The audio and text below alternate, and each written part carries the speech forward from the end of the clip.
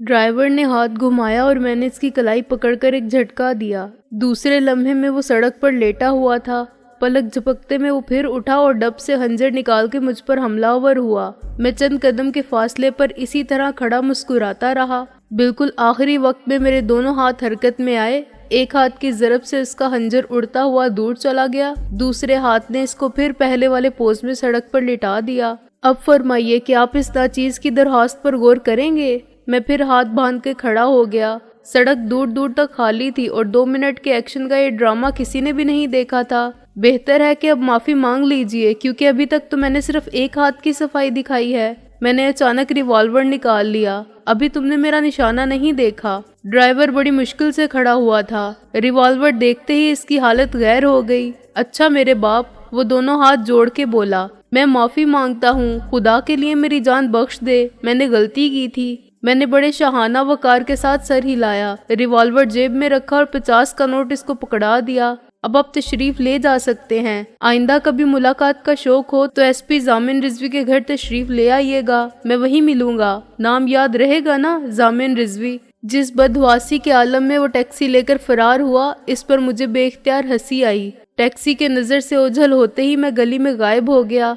अंदाजे से कई गलियों में मुड़ता हुआ मैं शहला के घर की सिमत चला गया, यहाँ तक कि एक गली का इख्तिताम खेतों पर हुआ। फिर मैं खेत की मुंडीर के साथ साथ चलता रहा और मकानों को गौर से देखता गया। 100 कदम चलने के बाद मेरी नज़रों ने मकान को शनाख्त कर लिया। कई बार दस्तक देने पर अंदर के कमरे का दरवाज़ा खुला और रोशनी सहन तक पहुंची।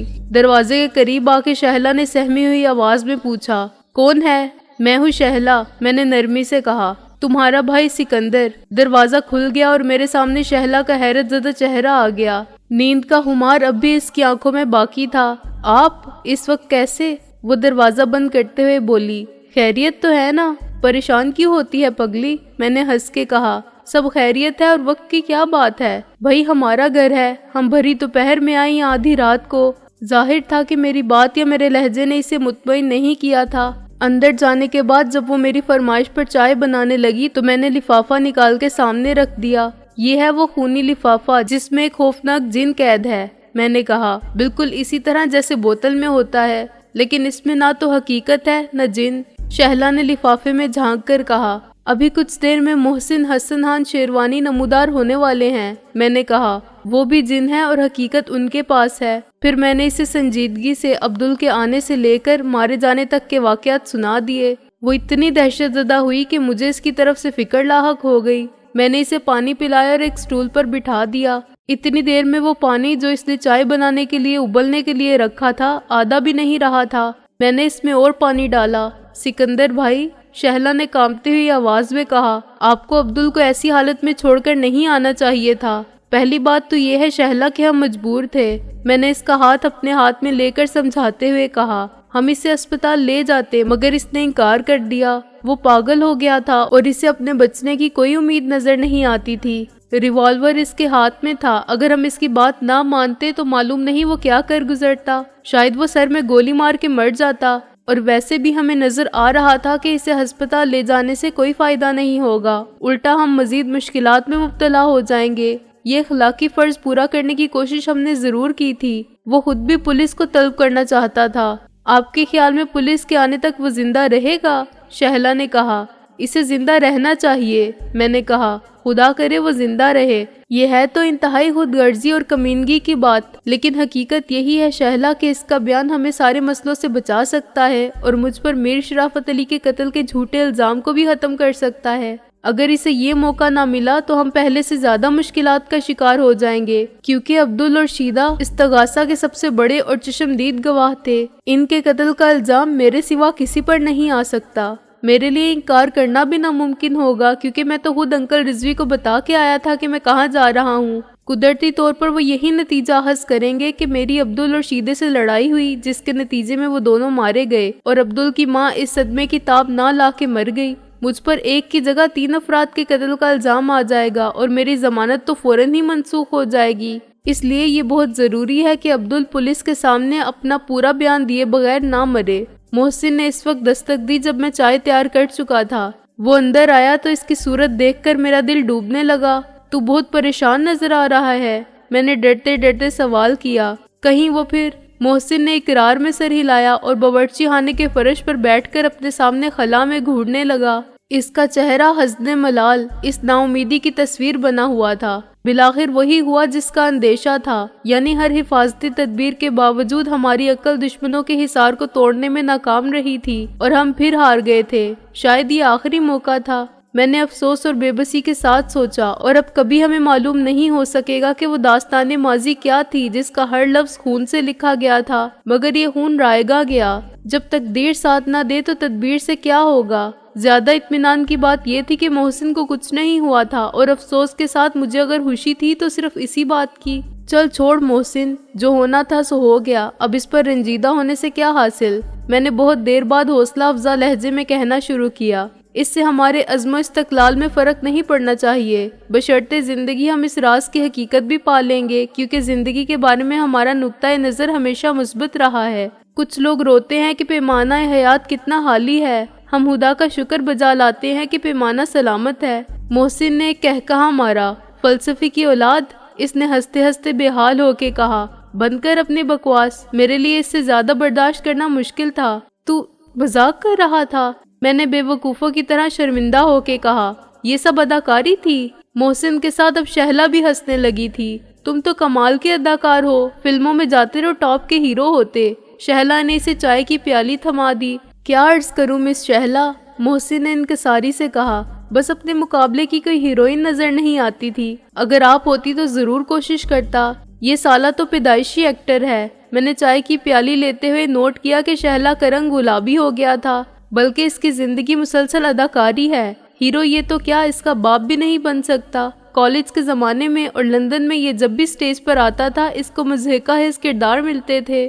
شہلا کے لیے یہ انکشاف تھا، تم واقعی سٹیج پر ایکٹنگ کرتے تھے؟ ایسی ویسی؟ محسن نے فخر سے کہا، تہلکہ مچا رکھا تھا میں نے، قیامت برپا کر رکھی تھی۔ یہ بھی بتا دوں کہ تمہیں رول کیا ملتے تھے؟ میں نے جل کر کہا، ایک سے ایک بےہودہ اور مضحکہ حس۔ ایک مرتبہ یہ ہیروئن کی ماں بنا تھا، ایک مرتبہ اس نے بوڑھے گنجے یہودی کا پارٹ کیا تھا۔ حد تو یہ ہے کہ ایک بار یہ زنہا بنا تھا اور سٹیج پر مٹک مٹک کر ناچتا رہا تھا۔ اس کو ویسے بھی بھیس بدلنے میں کمال حاصل تھا۔ مجھے یاد ہے ایک مرتبہ ہمیں وقت پر پیسے نہیں پہنچے تھے اور کرسمس کا موقع تھا، تو یہ لمبی سی سفید داڑھی اور میک اپ سے سینٹا کلاus بن کے ہاسٹل کے رہنے والے ہر انگریز طالب علم کے دروازے پر جا پہنچا تھا، اور اس نے نہایت جذباتی انداز میں آواز بنا کے کہا تھا کہ غریب سینٹا کلاus غریب بچوں کو تحفہ دینے کی خاطر آپ سے تھوڑی سی قربانی چاہتا ہے، اور انگریز قوم اس معاملے میں خاصی جذباتی ہے۔ لڑکوں کو والدین نے کرسمس کے لیے زیادہ جیب خرچ بھیجا تھا اور چھٹیاں بھی ہونے ہی والی تھی۔ یہ ان سے 300 پاؤنڈ ٹھگ لایا اور انہیں کبھی شک نہیں ہوا۔ ہنستے ہنستے شہلا کی آنکھوں سے آنسو بہنے لگے تھے اور جھیمنے کے باوجود خود محسن بھی ہنس رہا تھا۔ 300 پاؤنڈ سے کتنا عیش کیا تھا ہم نے، اور گوروں کو لوٹ کر خوشی کتنی ہوئی تھی ہمیں۔ محسن نے قمیض میں ہاتھ ڈال کے کاغذات نکالتے ہوئے کہا، میرا خیال ہے اب ہمیں سنجیدہ ہو جانا چاہیے مسٹر سکندر بخت۔ کیوں نہ خواتین کو باورچی خانے سے نکال دیا جائے؟ یہ رازداری کا معاملہ ہے، خواتین کو باورچی خانے سے نہیں نکالا جا سکتا۔ شہلا نے اعلان کیا، اعتبار نہیں ہے تو حضرات باتھ روم استعمال کر سکتے ہیں، مگر یہ خیال رہے کہ دیواروں کے بھی کان ہوتے ہیں۔ بات یہ ہے نیک بی بی کہ اس حد کا مواد سینسر سے پاس شدہ نہیں۔ میں نے کہا، اگر اس میں کہیں پشتو فلموں کی سچویشن یا پنجابی فلموں کے ڈائلاگ آ گئے تو بڑی غلط بات ہوگی، مگر خیر محسن خیال رکھے گا کہ ایسے حصوں کو حذف کر دے اور آپ کو سنانے کی بجائے مجھے پڑھوا دے۔ محسن نے پڑھنا شروع کیا، عزیزم کبیر خان، بات دعائے خیریت اور درازی عمر کے واضح ہو کہ مجھے اب تک تم سے ملاقات نہ ہونے کا بہت رنج ہے۔ مجھے کبھی امید تھی کہ لندن میں تم مجھ سے ضرور ملنے آؤ گے، کیونکہ اس سے پہلے میں ٹیلی فون پر تمہیں بہت سی ایسی باتیں بتا چکا تھا جو تمہیں معلوم نہ تھیں، اور تمہارا تشویش میں مبتلا ہو جانا ایک قدرتی امر تھا، لیکن تم نہیں پہنچے اور میں بہت مایوس اور رنجیدہ واپس پاکستان لوٹا۔ مایوس اس لیے کہ میں نے بہت بڑا خطرہ مول لے کر تم سے رابطہ قائم کیا تھا، اس لیے کہ وزیر خان کے بیٹے کی حیثیت سے میں نے جو توقعات وابستہ کر لی تھی تم ان پر پورے نہیں اتر سکے۔ مجھے نہیں معلوم کہ تمہارے نہ آنے کا سبب کیا تھا، کیا تم نے مجھے قابل اعتبار نہیں سمجھا تھا یا کچھ اور، یا جو کچھ میں نے تمہیں بتایا وہ تمہارے نقطۂ نظر سے اتنا اہم نہیں تھا کہ تمہارے لیے باعث تشویش ہوتا، یا تمہاری راہ میں کوئی مجبوری حائل تھی جس نے تمہارا رستہ روک لیا تھا یا مجھ سے بدظن کر دیا تھا۔ خواہ وجہ کچھ بھی ہو، میں تمہیں حقائق سے خبردار کرنے کے لیے اپنی کوشش جاری رکھوں گا۔ حالات کو دیکھتے ہوئے یہ کوشش بھی خودکشی کے مترادف لگتی ہے، لیکن مجھ پر بوجھ بڑھتا جا رہا ہے اور میں خود کو بھی صف جرماں میں شامل سمجھنے لگا ہوں۔ اگر کوئی تمہاری نظروں کے سامنے خنجر نکال کے کسی کے پیٹ میں گھونپ دینے کے لیے آگے جا رہا ہو تو کیا تم اپنی آنکھیں بند کر سکتے ہو اور یہ سوچ کر خاموش رہ سکتے ہو کہ زید نے بکر کو مار دیا تو مجھے کیا؟ میرا تو دونوں سے تعلق نہیں اور میرے لیے صرف اپنی سلامتی ضروری ہے۔ میں کسی تیسرے شخص پر اعتبار نہیں کر سکتا اور کسی کو نامور بنا کے نہیں بھیج سکتا۔ مجھے یہ بھی اندیشہ لاحق ہے کہ کچھ لوگوں کو میری ذات پر شک ہو گیا ہے اور وہ میری ہر حرکت کی نگرانی کر رہے ہیں۔ غالباً کسی ذریعے سے انہیں معلوم ہو گیا ہے کہ میں نے تم سے رابطہ قائم کیا ہے۔ ہو سکتا ہے کہ ان کو پوری گفتگو کی رپورٹ مل چکی ہو۔ عام صورت میں کہا جا سکتا ہے کہ تمہارے ہوٹل نہ آنے میں خدا کی کوئی بہتری ضرور تھی۔ اب جو کچھ میں جانتا ہوں اسے تحریری صورت میں تمہارے ہاتھوں تک پہنچانے کی کوشش کروں گا اور حد کے تم تک پہنچنے سے پہلے ہی غائب ہو جانے کے امکانات کو نظر انداز نہیں کروں گا۔ ایک زمانے میں مجھے جاسوسی ناول پڑھنے کا جنون تھا اور میں نے انگریزی کتاب کے وہ سب ترجمے جمع کر رکھے تھے جو اس دور کے دوسرے لوگوں نے کیے تھے۔ ان میں مجھے ڈاکٹر فو مانچو بہت پسند تھا۔ فو مانچو پر میرے اندازے کے مطابق 15-16 ناول تھے اور میں فو مانچو کے کردار سے اتنا متاثر ہوا تھا کہ ہر جگہ اس کا تذکرہ کرتا تھا کہ وہ ایک جینیس ہے، لیکن اس کی منفی ذہانت بھی حیرت انگیز تھی۔ یہ ذہانت صحیح سمت میں استعمال ہوتی تو وہ شرلاک ہومز ہوتا۔ اسی کی کتابوں سے میں نے بہت کچھ سیکھا، مگر خدا کا شکر ہے میں نے اسے فو مانچو کی طرح استعمال نہیں کیا۔ اب میں ایک چھوٹا نمونہ پیش کرنے کی کوشش کروں گا۔ میں نے نظر نہ آنے والی روشنائی کے بہت سے طریقے نوٹ کر رکھے ہیں۔ ان میں سے ایک طریقہ آزما کے میں تمہارے نام ایک خط ارسال کروں گا جو کئی صفحات پر مشتمل ہوگا۔ اگر کسی کو شک ہوا تو اس خط کو حاصل کرنے کی پوری کوشش کرے گا اور شاید حاصل کر بھی لے گا۔ ایک علیحدہ خط کے ذریعے میں تمہیں بتا دوں گا کہ یہ سادہ صفحات وصول ہونے کے بعد پریشان ہونے کی کوئی ضرورت نہیں، اور اگر خط کو پڑھنا مقصود ہو تو اس کے لیے خاص طریقہ ہے جس سے تحریر نمایاں ہو جائے گی۔ خیر، بنیادی بات یہ ہے کہ خط کے مضمون میں سچ صرف 20% ہے۔ میں نے جانتے بوجھتے اس خط کو غلط توقعات سے پر کرنے کا فیصلہ کیا ہے، مگر اس میں 1/4 حقیقت بھی شامل کر دی ہے تاکہ وہ محض جھوٹ پلندہ نہ بنے۔ اگر یہ خط دشمنوں کے ہاتھ پڑ گیا تو تمہیں کوئی نقصان نہیں ہوگا، مگر تمہارے دشمن دھوکہ کھا جائیں گے۔ یہ 1/4 واقعات کا سچ غیر ارادی طور پر انہیں واقعات کی سچائی کا قائل کر دے گا اور وہ اس کو ضائع کر کے مطمئن ہو جائیں گے۔ اس کے بعد میرا اپنا انجام کیا ہوگا مجھے اس کی فکر تو ہے، لیکن میں اس سے خوفزدہ نہیں ہوں۔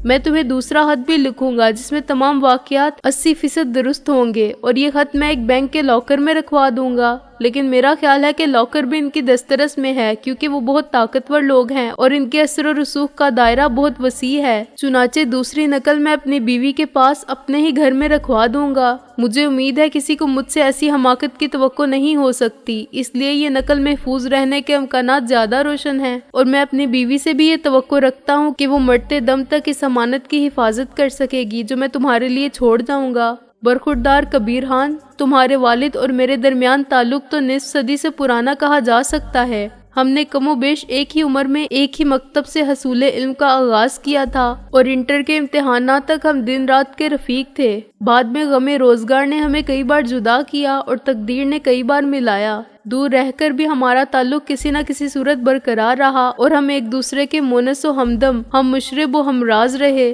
وزیران مرحوم کی سب سے بڑی خوبی اس کی وزاداری تھی۔ اس کے اور میرے درمیان معاشی حالات کا فرق پڑ گیا تھا، لیکن وہ کہتا تھا کہ فو مانچو، مایا تو آتی جاتی چھاؤں ہے، کاغذوں کے نوٹ پرانے ہوتے ہیں تو پھٹ جاتے ہیں، دوستی پرانی ہو کے پائیدار ہو جاتی ہے کیونکہ آدمی کاغذ کا نوٹ نہیں ہے۔ ہم اونچ نیچ کا خیال کیے بغیر ملتے تھے تو پرانے وقتوں کی باتیں بھی کرتے تھے اور آنے والے وقت کی بھی۔ وہ فیکٹری کا مالک تھا اور میں ایک معمولی منشی، مگر وہ کہتا تھا کہ دنیا میں میرے لیے 2 ہی رشتے تو رہ گئے ہیں، ایک خون کا رشتہ جو سکندر سے ہے اور دوسرا دوستی کا رشتہ جو تم سے ہے۔ لیکن کچھ عرصہ ہوا ہماری ملاقاتیں اچانک بند ہو گئیں۔ میں کسی کام سے 15 دن کے لیے ملک سے باہر رہا اور واپس آنے کے بعد بھی 1 ہفتے تک وزیر خان سے ملنے نہ جا سکا۔ 3 ہفتے بعد میں شام کے وقت میں اس کی ماڈل ٹاؤن والی کوٹھی پہنچا اور عادت کے مطابق سیدھا اندر چلا گیا۔ سب سے پہلے میری نگاہ ایک خادمہ پر گئی جو چائے کی ٹرے اٹھائے کچن کی طرف سے آ رہی تھی۔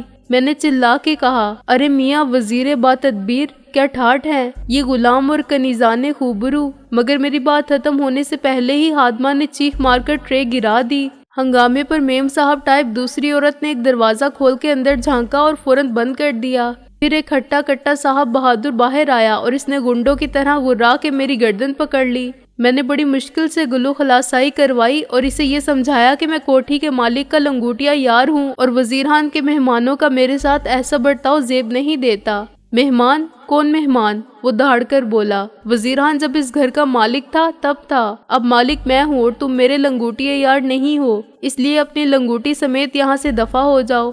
आपका मतलब है यानी कोठी आपने वजीर खान से खरीद ली है? मैंने बड़ी मुश्किल से कहा। खरीदी नहीं तो क्या इसने मुझे तोहफे में दी है? अच्छा आप नाराज ना हो, मैंने पीछे हटते हुए कहा। मुझे सिर्फ ये बता दे कि वो कहाँ गया है। वो गया है जहन्नुम में, वो शख्स चीख कर बोला। अब तुम जाते हो या तुम्हें भी जहन्नुम रसीद करूं? ऐसे बदतमीज आदमी से बात करना फजूल था। मैंने अंदाजा ये किया था कि वजीर खान ने गुलबर्ग के नए और फैशनेबल इलाके में कोठी खरीद ली होगी तो ये बात कल मालूम हो जाएगी, लेकिन मेरी हैरानी की कोई इंतहा न रही जब अगले रोज मीर शराफत अली ने भी इन तमाम मामलात से लाइल्मी का इजहार किया। इसे कुछ भी मालूम नहीं था। कमाल है मीर साहब, मैंने कहा। वो आपके पार्टनर हैं और आपको ये भी मालूम नहीं कि उन्होंने इतना बड़ा सौदा कर लिया है।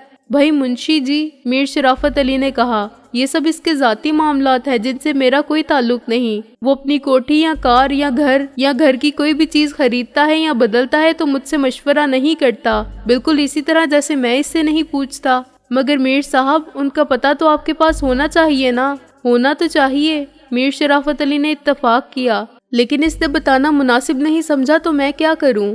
अगर आपको इनसे राब्ता कायम करने की जरूरत पेश आ जाए। भाई मुंशी, ये तो इसको भी सोचना चाहिए, मीर शराफत अली ने बेजारी से कहा। फिर ये कि इसका फोन अभी कुछ देर पहले आया था लेकिन इसने कुछ नहीं बताया। मैंने मीर शराफत अली के मूड को देखते हुए इस मौजू पर ज्यादा गुफ्तगू नहीं की, लेकिन ये जरूर कहा कि अब वजीर खान का फोन आए तो आप मुझे भी बुला लें या इसका पता ले लें। दफ्तर में काम करने वाले दूसरे लोगों को भी मेरी जुबानी ही पता चला कि वजीर खान ने अपनी रहाइश तब्दील कर ली है। इनमें से कुछ पुराने कारकुन भी थे जिनको वजीर खान ने हमेशा काबिल इत्तमाद दोस्त समझा था। ये इत्तला इनके लिए भी हैरानी का सबब थी। इसके बाद एक हफ्ते तक मैं मुसलसल मीर शराफत अली से और दूसरे लोगों से ये दरियाफ्त करता रहा, लेकिन वजीर खान ने टेलीफोन पर भी किसी से बात नहीं की थी। एक हफ्ते बाद शराफत अली ने कहा कि फोन आया था मगर मैं तुमको बुलाना भूल गया। 8-10 दिन और गुजरे तो शराफत अली ने कहा कि वो कुछ नहीं पूछ सका क्योंकि लाइन अचानक कट गई थी। मेरी तशवीश में मुसलसल इजाफा हो रहा था और मैं ये भी देख रहा था कि मीर शराफत अली को मेरी तशवीश से खुशी नहीं होती, परेशानी होती है। ये भी अजीब बात थी, एक बिजनेस पार्टनर को दूसरे बिजनेस पार्टनर से परेशानी क्यों होगी? और यूं बेताल्लुक होके भी नहीं रहना चाहिए। कुछ अरसे के बाद तो इंसान को अपने घर की दीवारों से भी उनसियत हो जाती है। मैंने वलायत में एक कुत्ते की गुमशुदगी पर सारे घर वालों को सोगवार और आंसू बहाते हुए देखा था, जैसे वो इनके घर का एक फर्द था। इतने लंबे ताल्लुक के बाद मीर शराफत अली का जज्बाती कारोबारी रवैया मेरी अक्ल और समझ बूझ से बाहर था। फिर अचानक एक दिन वजीर खान ऑफिस आ गया। वो लंच का वक्त था, चुनाचे इसको सिर्फ चौकीदार, चपड़ासी और नई सेक्रेटरी ने आते और जाते देखा। इनमें से किसी ने हान से इसका नया पता दरियाफ्त नहीं किया। डिसिल्वा ने मेरे पूछने पर बड़ी हैरानी जाहिर की कि मिस्टर वजीर खान का एड्रेस चेंज हो गया है। वजीर खान बहुत से अहम कागजात पर दस्तखत करके चला गया था। मेरी समझ में नहीं आता था कि इसको कहाँ तलाश करूं। अगर वो सिरे से गायब हो जाता तो मैं जाकर इसकी गुमशुदगी की रिपोर्ट दर्ज करवा सकता था, लेकिन मीर शराफत अली से इसकी टेलीफोन पर बात होती थी और इसके अलावा ऑफिस के 3 अफराद ने इसे जिंदा सलामत देखा था। अगले 2 माह में मीर शराफत अली के कहने के मुताबिक इसने कई बार टेलीफोन पर गुफ्तगू की और डिसिल्वा के बयान के मुताबिक वो लंच के वक्फे में दोबारा आया और पहले की तरह कागजात पर दस्तखत करके चला गया। मैं इनको झूठा नहीं कह सकता था और इनको मजबूर भी नहीं कर सकता था कि वो वजीर खान का पता लें या इसे किसी और वक्त आने की और मुझसे मिलने की दरख्वास्त करें। 1 महीने तक मैंने लंच के वक्फे में निकलना छोड़ दिया, लेकिन इससे कोई फायदा नहीं हुआ। बाद में वजीर खान शाम को ऐसे वक्त में आया जब मैं नहीं था, तो कभी सुबह ऑफिस खुलते ही आ पहुंचा। मुझे मालूम होता रहा कि वो ज्यादा देर नहीं रहता और जरूरी कागजात पर दस्तखत करके चला जाता है, लेकिन इस बारे में कुछ नहीं बताता कि वो कहाँ क़याम पजीर है, इसे रहाइश बदलने की क्या जरूरत थी और यकलख्त इसने सबसे तरके ताल्लुक करके गोशाए गुमनामी में रूपोश हो जाना क्यों बेहतर समझा। वजीर खान का रवैया मेरे लिए पुरस्रार ही नहीं, मशकूक भी था। वो कोई खलवत पसंद या आदम बेजार आदमी नहीं था। वो ताल्लुकात को जिंदगी के सहारे समझता था। इसने सबको खुद से दूर कर दिया। आखिर क्यों? میں نے دفتر میں کچھ لوگوں سے کہا کہ وہ ہوشیار رہیں اور اگلی مرتبہ وزیر خان آئے تو اس سے روکیں اور پتہ پوچھنے کی کوشش کریں۔ اگر وہ انکار کرے تو خاموشی سے اس کا پیچھا کریں اور دیکھیں کہ وہ کہاں جاتا ہے۔ دفتر میں چند افراد میرے پروگرام پر عمل درآمد کے لیے تیار تھے، لیکن انہیں اپنے مقصد میں کامیابی نہیں ہوئی۔ جب وزیر خان آیا تو انہیں معلوم ہی نہیں ہوا، اور جب معلوم ہوا تو انہیں باہر جانے کی اجازت ہی نہیں ملی۔ چپڑاسی نے کہا کہ اندر میٹنگ ہو رہی ہے اور حکم ہے کہ کسی کو مداخلت نہ کرنے دی جائے۔ میٹنگ کے ختم ہونے کا کسی کو پتہ نہ چلا اور وزیر خان نہ جانے کس وقت چلا گیا۔ میرے دل میں ہزار قسم کے اندیشے سر اٹھاتے تھے جن کو میں بے بنیاد قرار دے کر ذہن سے خارج کر دیتا تھا، کیونکہ بظاہر ایسی کوئی بات نہ تھی جسے تشویش کی بنیاد بنا کے میں کوئی قانونی کارروائی کر سکتا۔ وزیر خان کسی کی قید میں نہیں تھا، اپنی مرضی سے آتا جاتا تھا اور اس کے دستخط کوئی اور نہیں کرتا تھا یا اسے جبرن نہیں کروائے جاتے تھے۔ اگر مالک اپنے کاروباری معاملات اپنے پارٹنرز کے سپورٹ کر دیتا ہے اور آفس نہیں آتا یا آتا ہے تو کسی سے نہیں ملتا، کسی کو اپنا پتہ نہیں بتاتا، تو اس میں کوئی بات غیر قانونی نہیں ہے۔ اگر وہ ایک کے بعد ایک کوٹھی یا گاڑی بدلتا ہے تو اس کی مرضی اور دوستی کے پرانے رشتے توڑ دیتا ہے تو یہ اس کا ذاتی فعل ہے، لیکن اس کے باوجود میری چھٹی حص خبردار کرتی تھی کہ وزیر خان کی فطرت نہیں بدلی۔ اس کے حالات میں کوئی ایسی ناخوشگوار تبدیلی رونما ہوئی ہے جس نے اسے ساری دنیا سے الگ کر دیا ہے، اور اس کو کوئی ایسی مجبوری لاحق ہے جو وہ بیان نہیں کر سکتا۔ لیکن بہت سوچنے سمجھنے کے باوجود میں کچھ سمجھنے سے قاصر تھا کہ وزیر خان کو کیا ہو گیا ہے۔ پھر ایک موقع ایسا آیا کہ میں نے اسے میر شرافت علی کے ساتھ آفس سے نکلتے ہوئے دیکھ لیا اور جذبات سے بے قابو ہو کے چلاتا ہوا اس کی طرف بھاگا، مگر مجھے میر شرافت علی نے روک کر سخت ڈانٹا۔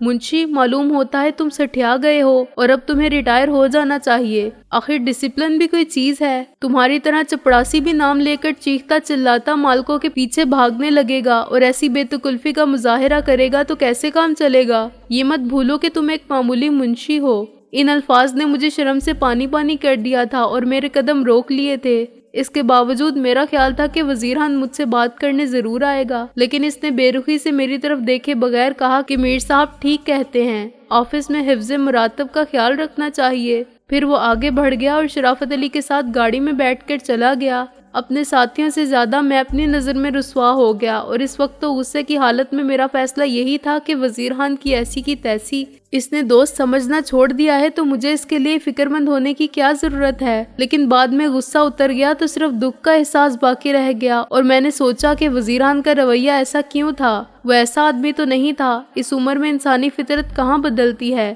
مجھے کوئی ایسی وجہ بھی نظر نہیں آتی تھی کہ وزیر خان مجھ سے بدظن ہو گیا ہو۔ اسے کوئی بات بری لگتی تو وہ مجھ سے ضرور پوچھتا اور مجھے صفائی کا موقع دیے بغیر اتنے پرانے تعلقات کو یکلخت ختم نہ کرتا۔ وہ یقیناً مجبور ہے، لیکن میری عقل اس سوال کا جواب دینے سے قاصر تھی کہ یہ مجبوری کیا ہو سکتی تھی۔ اس کے بعد میں نے کئی مرتبہ سنا کہ وہ آفس آیا اور چلا گیا۔ اس نے ضروری کاغذات پر دستخط بھی کیے مگر کسی سے بات نہیں کی۔ میر شرافت علی اور ڈسلوا مجھے بری طرح جھاڑ چکے تھے کہ اپنے کام سے کام رکھوں ورنہ چھٹی کروں۔ وزیر خان ہمیں یہ نہیں بتانا چاہتا تھا کہ اب وہ کہاں رہتا ہے اور ہم اسے مجبور نہیں کر سکتے۔ تم چاہو تو تھانے جا کے رپورٹ لکھوا دو کہ میرا دوست وزیر خان مجھے اپنے گھر نہیں بلاتا اور مجھ سے ملنے بھی نہیں آتا۔ دیکھو پھر وہ تمہیں پاگل قرار دے کر بند کرتے ہیں یا وزیر خان کو بلاتے ہیں۔ انہوں نے سختی سے تاکید کی تھی کہ آئندہ دفتر کے کسی فرد سے اس موضوع پر بات نہ کروں ورنہ میرے حق میں اچھا نہیں ہوگا۔ میں نے محسوس کیا کہ وہ خود بھی وزیر خان کو سب سے دور رکھنا چاہتے ہیں۔ انہیں یقیناً وزیر خان کا پتہ معلوم ہے کیونکہ بارہا وہ اس کو اپنی گاڑی میں ساتھ لے جا چکے تھے، مگر وہ اس کا پتہ کسی کو بھی نہیں بتائیں گے۔ آخر وہ کیوں نہیں چاہتے کہ وزیر خان کسی سے ملے؟ میں نے سوچا اس میں ان کے لیے خطرے کی کون سی بات ہے؟ کیا وہ وزیر خان کو غلط مقاصد کے لیے استعمال کر رہے ہیں اور آزاد نظر آنے کے باوجود وزیر خان عملاً ان کی قید میں ہے؟ لیکن وزیر خان کو کیا ہوا ہے؟ وہ ان کے ہاتھوں کھلونا بننے پر کیوں مجبور ہے؟ وہ انکار کیوں نہیں کر سکتا؟ احتجاج کیوں نہیں کرتا؟ مدد کے لیے پولیس کے پاس کیوں نہیں جاتا اور لوگوں کو کوئی بات کیوں نہیں بتاتا؟ ان تمام سوالوں کا جواب تھا کہ وزیر خان مجبور تھا۔